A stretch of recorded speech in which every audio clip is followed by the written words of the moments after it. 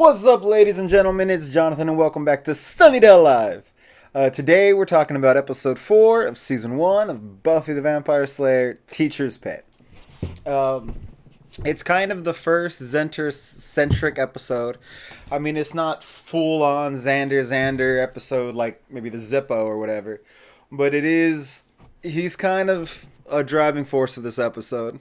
I do love the first scene of this episode that just starts off with vampires attacking the bronze and Buffy's scared, very out of character, and then Xander shows up, saves the day, and Buffy's all damsel in distress, and Xander's like, I'm a cool rock star, I got you, babe, I'm gonna save you, and then perform a solo, and everyone's cheering, and it's just like, none of this makes sense. And then Buffy, while holding his hand and looking up at him dreaming, is like, you're drooling. You're drooling. And then he wakes up in the middle of class. Oh, Xander. This episode is the first to really drive in. He's a bit of a loser. He's not really popular. He's kind of an outsider. He goes to the bronze and he tries to wave to the guy performing. The guy's performing. He's like, what the fuck are you doing? Like, I'm on stage. Leave me alone. Other kids in his class are talking about how much they score. One of them is Blaine, the jock. He's important in this episode. And they just treat Xander like he's garbage. Utter garbage. No respect, no consideration, no human decency. It's kind of sad. And it really hammers in over and over again over the course of this episode. Xander's a loser. No one really likes him. It's kind of sad. The teacher where the class he was sleeping was biology, and that teacher actually really likes Buffy, expects great things from her. He's like, look, you've done some extraordinary things. Yes, they were bad, but if you did extraordinary bad things, you could do extraordinary good things. I have faith in you. You're gonna show. He's like, you're gonna show everybody that you're more than your record, that you have potential, and then you're gonna. And I expect you to live up to that potential. Really good teacher. So of course he immediately dies, gets eaten by some kind of giant bug. Turns out to be a praying mantis called the she mantis. Which is right, Buffy, you got this. I got your back. We're gonna do this together. And then immediately dead. Welcome to Sunnydale. What more do you want in this one Starbucks town? Ironically enough, over the course of the 7 seasons, we never see the Starbucks. Anywho. He immediately gets killed. The next day, they find out the teacher's missing. Buffy's really concerned. Giles complains about the California weather, which, as a displaced Californian, I'm just like, what? Why would you complain about it? It's beautiful and sunny and nice, not hot, not cold. It's paradise. Why are you complaining? I live in Texas. Every 5 minutes, a different weather. I leave the house and I have to wear a sweater because it's freezing cold. By the time I get to where I'm going, I should have been wearing shorts and a tank top because it's blazing hot. Weather here doesn't understand what it wants. It's insane. And you're complaining about California weather? What the hell's wrong with you? I would kill to be back in California with that weather. Ungrateful. Just ungrateful. Miss Callie. Anywho. Moments later, we meet Miss French. Turns out to be the she mantis. And Xander falls head over heels. She asks Xander for help, and he's like, "It's that class. I go there like every day. It's He looks at Buffy and we're like, where's it at? And Buffy's just like, and then Blaine swoops in, all smooth and suave, and takes her right to class. And Xander's just like, God damn it. She immediately teaches them about praying mantises in class, which is just like, why? Why are you teaching them about yourself? Isn't that a little weird? But, you know, she asks for volunteers, and every guy in the class, immediately their hands raised. Buffy immediately doesn't trust her. This later that night, Angel meets Buffy. Xander and Willow see him for the first time. Xander's immediately jealous. And he tells Buffy about a vampire with like a hook for a hand. So then the next day, Cordelia finds the teacher's head in a freezer, which or like body in a freezer or something like that. And it's just like, she screams, freaks out. And so when Buffy's trying to get to class, Okay, there's a lot happening, but I just want to talk about Cordelia for a moment. The next day, after Buffy that night goes and does stuff, we'll go back to the next day. Buffy's forced by Principal Flutie to go to a therapist. And while she's waiting, she overhears Cordelia's session, where Cordelia's literally saying, like, I'm not saying it's a good thing, but I haven't eaten since I saw the body, and I think I've lost a couple pounds. Like, seeing this dead body helped me lose more weight than the medication my doctor's giving me. I'm not saying I want to see a dead body every day, but maybe this is a dieting craze. And then she immediately starts trying to backtrack it, and Buffy's just like, what the fuck is she saying? That scene always makes me laugh. And I love how Principal Flutie, while taking Buffy, is like, you need a heal. And sometimes everybody just needs a hug, but not a real hug. I'm not going to touch you. We don't do that at the school. But you need... It's just like... He is the most interesting character. I don't understand why he didn't last longer, because he's so out there and weird that it's just kind of brilliant. Don't get me wrong, I love Snyder. I'm so glad they replaced him with Snyder. But there's something about Principal Flutie that I do kind of love. He's such an odd guy. Like, really, really odd. But the night before, in between the finding the body and Cordelia's therapy session, Buffy goes hunting for the Hook guy, thinking maybe he's the one who killed the teacher. Even though there's speculation already that it could be two different creatures, which it turns out to be. And so a homeless guy immediately warns Buffy, like, you shouldn't be here. But Buffy ignores him and finds the Hook guy, and they fight. And then they're interrupted by police, because it turns out the homeless dude is a cop, and they're looking for the person who murdered somebody there the night before, which was the Hook guy. So the Hook guy and Buffy split up, and then Buffy tries to track him down again, and he sees Mrs. French and runs scared. And Buffy's like, why is he scared of a teacher? That's weird. And so that brings us to the next day, where the counseling session. So after the counseling session, she makes it to class, and the lady turns her head a full 180. Immediately, like, this is weird. So Buffy knows it's an insect. It's some kind of insect. Giles has a colleague that might know something, so he starts trying to find him. Buffy and Willow starts researching, and they realize Blaine, who had a one-on-one meeting with her the night before, never showed up for school. So Buffy tracks down Xander and tries to warn him. And Xander blows her off, calls her jealous, and kind of projects all these feelings that he's feeling himself onto her. Because the whole episode kind of keeps reiterating that Xander feels unappreciated. He feels kind of unwanted, unloved. It's hard to be that age and feel like everybody else is where they're supposed to be and you're lagging behind. And that's very much what Xander's dealing with. And I don't think that goes away after you leave high school. I think that's a feeling you kind of feel forever. Um, Shit, I'm a grown ass man and I feel it. Most of my friends are getting married and all that, and I just occasionally have psychotic relationships.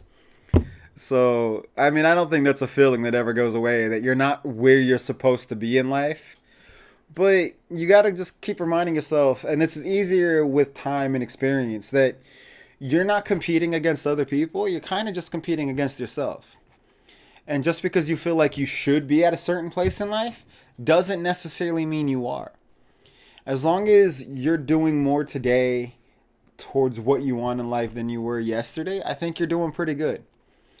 And life is full of setbacks, and you can't let setbacks define who you are. But that's easier to understand with experience and time than when you're, what are they, like 16 years old?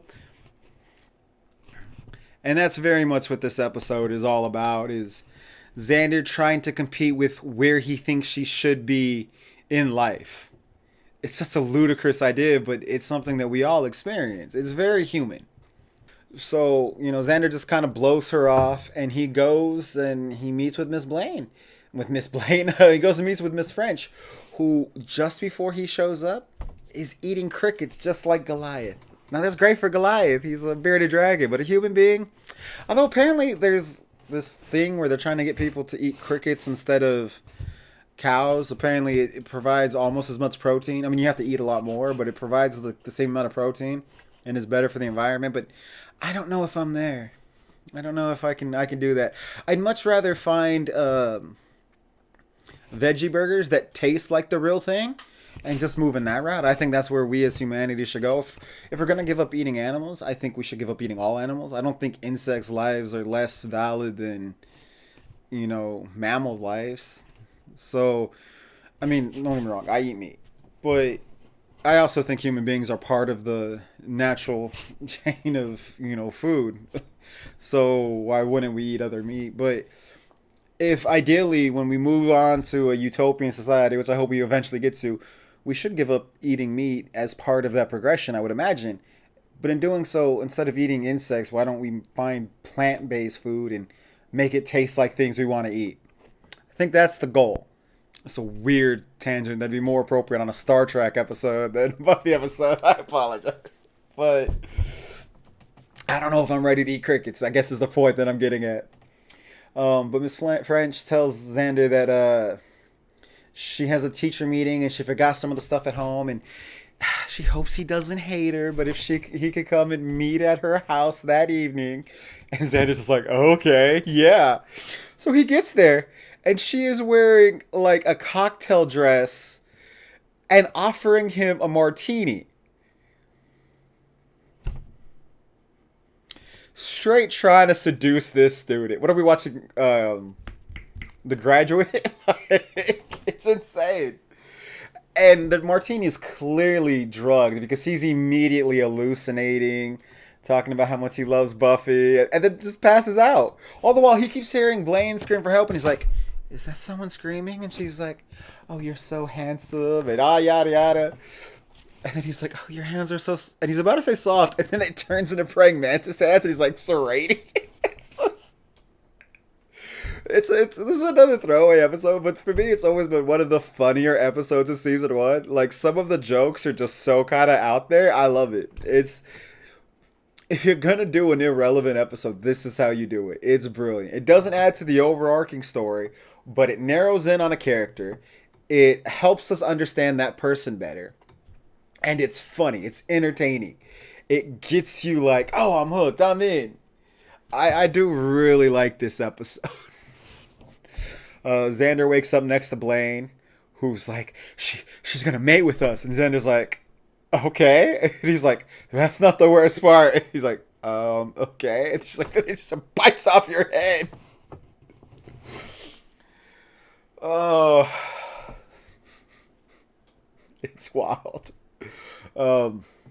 Buffy tells Giles to record bat sonar, and then she starts looking for it. They go to Miss French's house, and she's an old retired lady. Turns out the she-mantis stole this lady's identity. Giles got on the phone with his colleague, finds out exactly what it is. That's where we get the she-mantis name from. He faced her before going insane and ending up in an asylum. So then Buffy comes up with the idea of, I'm going to go find the Hook vampire and use him to lead us to her because he's afraid of her. And it works. But when it gets to the house, he breaks free. They fight. She slays him. Xander's about to be mated. I don't know why she skipped Blaine and went straight to Xander. Maybe because Blaine was damn near crying. But Buffy breaks in at the last moment, right before Xander's mated with, fights the she-mantis, and then this is my favorite part. And I'm just going to play this clip and everything because she's like, this is going to fuck up your nervous system. And then she plays this. Like what happens to your nervous system when you hear this. Extremely important to file, not simply alphabetically. Giles! Every time I see that scene, I just die laughing. It's such a stupid joke. It should not work nearly as well on me as it does, but every single time it makes me laugh. I'm such an easy audience. I'm sorry. But eventually they get the actual bat sonar sound and it distracts her, and then Buffy slices and dices, frees them. Blaine and Xander are so happy to be safe. Willow lets it slip that they only go after virgins. Blaine threatens to sue them if they ever tell anyone he's a virgin. Xander picks up the machete and just starts hacking those eggs so that it doesn't happen again. They get a new teacher at school. Everything seems to be going. Buffy offers to give Angel back his jacket because he gave it to earlier, and he's like, nah, it looks better on you. Everything's happy-go-lucky. Everything's perfect.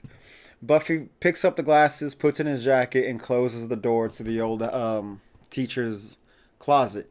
And inside, we see a few more eggs, one hatching. Now, the last episode, I said they weren't intending to set things up for the future, but inadvertently did. This episode, they were kind of setting up that this is going to be a problem in the future, and then never deal with it or address it again. It's the first time in this season where they set something up and just kind of abandoned it. Early in the episode, they said it takes a couple months for the eggs to hatch. So by the end of the season, they should have hatched. There should have been something to do with it, but it's never mentioned again. I understand. What are you going to do, the same storyline again? You're going to have Buffy fight a bunch of mantises. But there could have been something throwaway that they could have fought and killed the eggs or something like that. But it's just never touched on again. I guess, ideally, these eggs hatch and then they leave the school and go to other places in the world, which is probably what happened. It's just, it is something that's left dangling and then never acknowledged. But overall, I really like this episode. I think it's a lot of fun. I think it has some real memorable parts. It's clearly a filler episode, but it, like I said, it does what a filler episode is supposed to do. It advances the story of characters. It dives into who Xander is. But anyways, I'm Jonathan. Till next time, give us legends.